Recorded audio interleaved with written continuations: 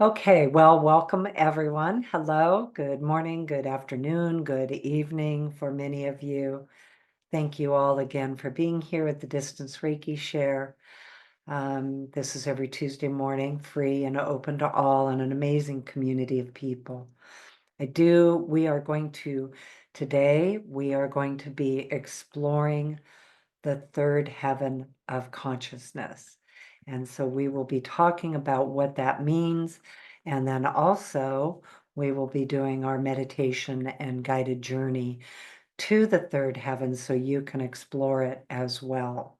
And all of that information is going to be, of course, on our YouTube channel. We post these every Thursday, but also on our Reiki Lifestyle.com website. If you go to the Reiki library and Reiki articles, they're all, the articles are there about exploring the 12 heavens and actually written out meditation. So you can go and check that out as well. I do want to make just a few announcements because I'm really excited. I have a Corona Reiki Master class starting on Monday, and that is online, of course. Excited about that.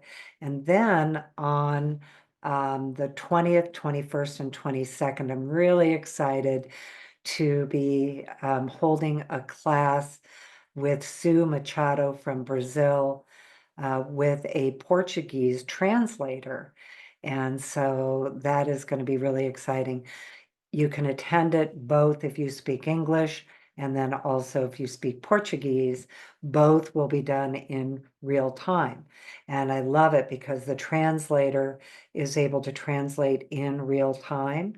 So we're not like I'm not speaking, then stopping, then she speaks, then stops. It's all in real time. The other thing is if you are in a later time zone, we are starting that class at 5 a.m. Pacific time. So it will end earlier for some of you that are in Europe or in other areas where the time zone is different. Then after that, we have Animal Reiki 1 and 2 and Animal Reiki Master, Reiki 1 and 2. And then I actually head off to Japan and we are teaching, William Rand and I are teaching a Reiki Master class on Mount Karama and a Karuna Master class. But the other exciting thing is our colleagues, Lena Takahashi and Munikai Mohammed, and I are doing their actual co-teach class, Reiki 1 and 2 in Kyoto, Japan, in person, but it's also a hybrid class, so you can join that either in person or online. And then regular, the Reiki 1 and 2s, Master, Karuna, Animal Reiki, those are always ongoing. And then also, oh, I know what we should announce is, and we will be starting to let you know more about it as we go in the next months, but we do start our year-long advanced training classes, Next Step Reiki training, level 1, 2, and 3. They are 3 one-year classes, and we start those in January. Also, a class called Explore the 12 Heavens, where we do what we're doing today, except really in depth, because we have more time, of course, and we do that for a year as well. And then I am teaching with William Rand again a 7-day Karuna class in Hawaii in person. So I think that's enough announcements. All right, but I'm excited about it all, so I wanted to share it. Okay, so, oh, Christine, I am glad to see you here. I see that in the chat that you're here today. So glad. All right. So as I said earlier, or at the beginning, I kind of have to catch my breath because I went off track. We are going to be talking about exploring the 12 heavens and what they are, what they mean. Of course, this is a kind of a quick version of them, but we're also going to do a guided Reiki meditation and journey so that you can go into the journey and explore the third heaven. Last week, we explored and talked about the earth as the first heaven. And so, what we talked about with the earth as the first heaven is the understanding that the earth is the physical realm of duality. So, things here have a dual nature as a human consciousness and mind. Our minds and thoughts can have a dual nature. We, of course, are hoping for enlightenment to reach the place where we are non-duality. I'm not there yet. I still am aware that I have duality within me, and also that the earth is a dual nature. The second heaven is also a place of duality. The difference with the second heaven is that it is a non-physical realm. So it's what we think of as a spiritual realm. And the same with the first heaven. There's higher consciousness and lower consciousness there. What we think of with the third heaven is that the third heaven is actually a location of non-duality. So it is an enlightened realm. And when we think about the third to the 12th heaven, all of those are non-dual realms. And so they just elevate in levels of consciousness. Now, often because we're going from 1 to 12, we think of it as vertical, where actually I experience the 12 heavens as parallel to one another.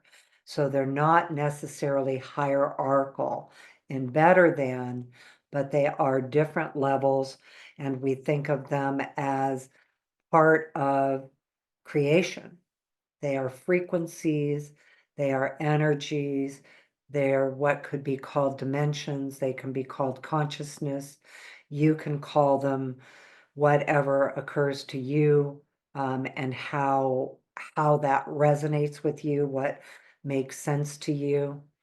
Um, and also, none of this is to replace your existing beliefs.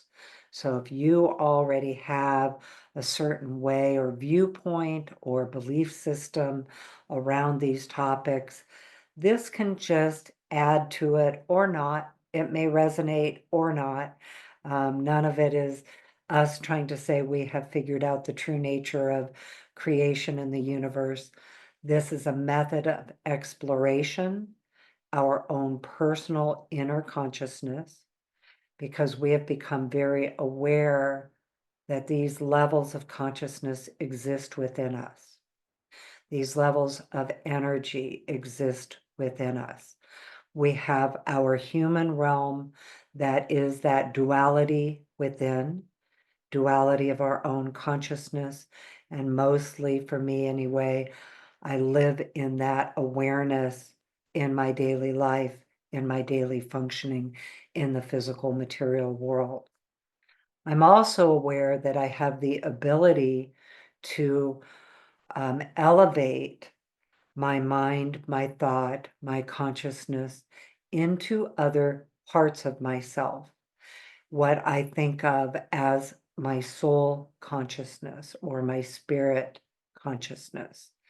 So when I'm moving into, say, my heart brain, when I'm moving into deeper levels of self, I'm very aware that that awareness within, where all there is love, and the non-duality does exist within me. So let me explain that for a minute, because I talked about it but didn't go into it in depth. When we think of the third through the 12 heavens as non-dual realms or enlightened realms, we can also think of them as the awareness that in those realities, in those viewpoints or experiences of them within ourselves, around us, and beyond us in the infinite realms, that there is the place where all there is love. There exists within us the place that is non-dual. So we always have that place to access within our soul, within our spirit, where we are love. We are actually made of the energy of love. And in this context, to me, that is more than the feeling of love or even the human experience of love. Because we also know the human experience of love we can experience duality in the human experience of love.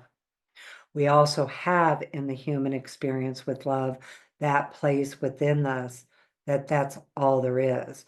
We don't have the absence of it. We don't have the lack of it. And sometimes, because of life experience, that's hard to see or believe or even know. And I am completely aware that there are times in life when that is hard to believe, hard to find, hard to know within. And so that's why Reiki can be so beneficial, is that we can be aware within ourselves that there is that place within that does exist, even when we're really in the hardship, even when we're really in the challenge of belief with it. So Reiki energy is always coming from those higher realms of non-duality. It's always coming from the level of third heaven and beyond. Again, that is just a descriptor and a way that we can, from a human perspective, start to wrap around the nature of ourselves, the nature of the earth, and the nature of creation, and the nature of the universe. So when we look at the third heaven, and what we have been doing in this group and what we do in our classes is that we actually do these journeys to go deeper within and to find the place within where all there is love, to add that perspective into any situation, into our thoughts, into our mind. And as we have been talking in the previous months about listening to yourself, listening around you, decision making, the practicalities of daily life, and how we apply all of this to daily life, the first step is accessing it.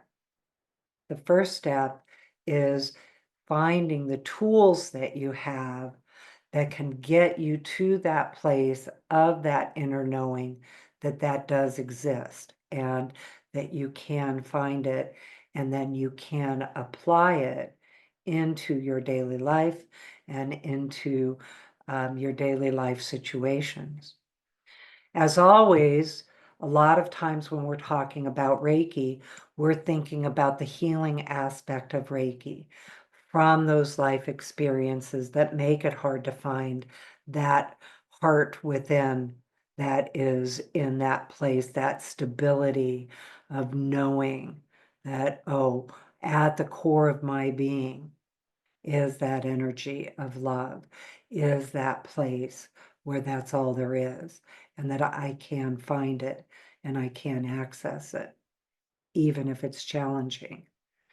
At the same time, we often think of those tools and abilities for when we're in times of challenge, when we are times that we call them pain points, when those pain points are hard and they're hitting hard, but also remembering that what Reiki energy does, because it's coming from that elevated perspective, that life force energy is spiritually guided. There's a God consciousness that comes with it. It can take us into solutions. It takes us into resourcefulness. It takes us into new ideas. So let's say you're in the place of innovation, or you need new ideas, or you are in a creation process. You can bring that energy in for that part of your life, as well as the problem-solving part of your life, or the need for the healing part of your life. What I do find is, even when I am using these energies for that part of me that is, moving into solution, moving into resourcefulness, moving into ideas or innovation, typically there's still some level of healing that goes with that. There's still some level of my human experience that I am still in the place of, limitation or restriction, or maybe even personal resistance. And so I can use Reiki to move beyond those things. Sometimes Reiki is going to show me what they are.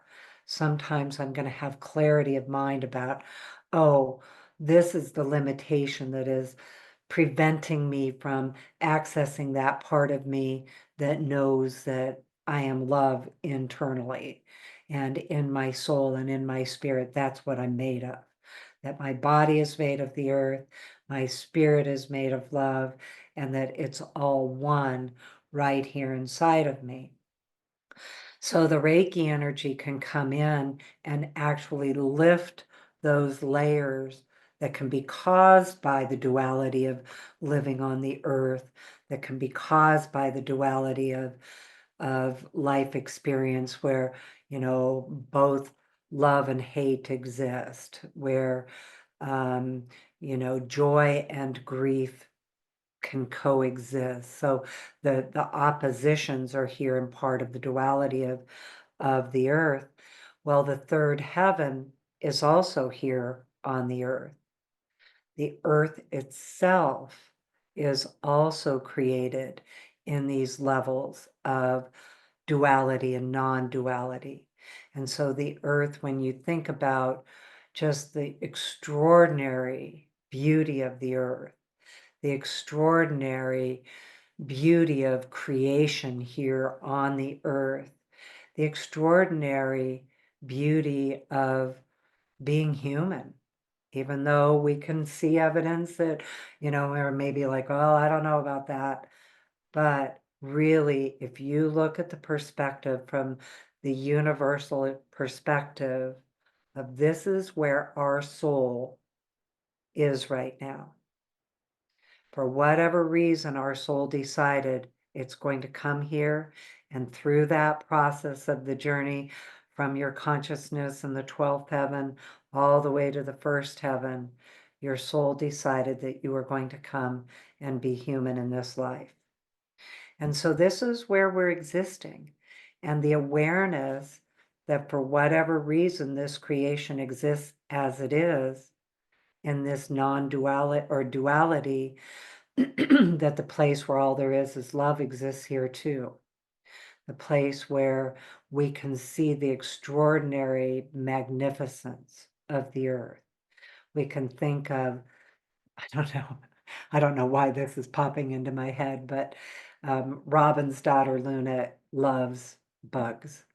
And so yesterday she came in with this poor grasshopper that had gotten caught in the pool, and she saved it, and watching that grasshopper, and I don't know. I don't know why that popped into my head right now as the example of it. But it was just, even watching her, she's, turning 8 in December, in that place of compassion and love to save this grasshopper, feed the grasshopper, and release the grasshopper into a place of safety. And it was ordinary for her. We of course said, "Oh, good job." But that was ordinary for her. It was a natural inner human process of, oh, here's something that needs my help, and I'm going to save this little grasshopper right now. And poor thing only had lost one of its legs, but it was fine. And so anyway, that's where my brain took me with this. So, as we're talking about the third heaven, the other thing to be aware of is, from my perspective, and this is just how I perceive it, and again, you may have a different belief around it or not. Um, the enlightened beings that exist here exist on the earth with us. They also exist in these other realms. So when I'm accessing third heaven, fourth heaven, fifth heaven, eighth, up to 12, I encounter different levels of the same spiritual beings as I experience them in elevated forms, but I'm also very aware that they exist here and they try to help us remember who we are. As a practitioner, commonly what will be shown for me, for my client, is that each of you has um, beings who are non-physical, still in the places of enlightenment, that when you are in the lifetime between the lifetime, there is an actual agreement that those are the ones I call the enlightened ones of your heart. Those are actually in agreement that they will be here on the earth plane in the non-physical um, uh, beingness, I guess. They come as non-physical and they hold that space for us so we can remember that in truth, our souls are enlightened, our spirits are enlightened, and that it is possible for us to experience this earth walk from another perspective. And so they help us remember.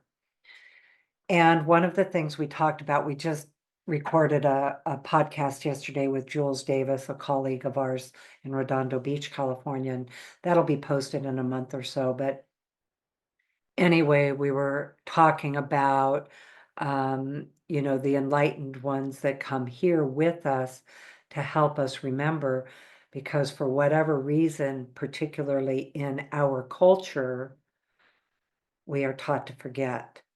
So we can see the children, like Robin's daughter is a really good example of it, and still in that place of remembering. She's still in that place of that just natural instinctive beingness of remembering who she truly is. We see it now, so many kids that are coming in these days where they do remember for a long time. In my generation, there was an actual active level of forgetting who you are. And part of the healing that comes with that is to release those experiences of forgetting. And so we're forgetting that part within us that is enlightened. And that's where those enlightened ones of the heart actually come here to assist you personally. Then we also have a group of spiritual beings that are here for the collective, and they're here as part of all of us. And for instance, in this circle, I'm very aware that here in this circle, we have enlightened beings that join us for these purposes. They inspire us in between, they teach us in between, we can access their guidance. As last month we went into, all of the awareness of spiritual guidance. How do we use Reiki to access it? So these spiritual beings help us with the remembering and also the energies of the third heavens. All of the heavens come in our Reiki sessions to assist us in that remembering of who we actually are and to heal some of the reasons that we have forgotten who we are. So some of the reasons that we can forget who we are, forget that we actually have these enlightened perspectives within us is because of life experience that we call our culturally created self. Also, it can be because of injuries we've sustained, mental, physical, emotional, perhaps abuse. Also, I know for myself, some of it is just plain cultural, that there was for sure the time in my generation where, that's why I said at the very beginning of this, we love our community, that we get to come together to do this work because we can talk about these things safely. But it used to be, okay, we're in that kind of weird category. And maybe we still are a little bit.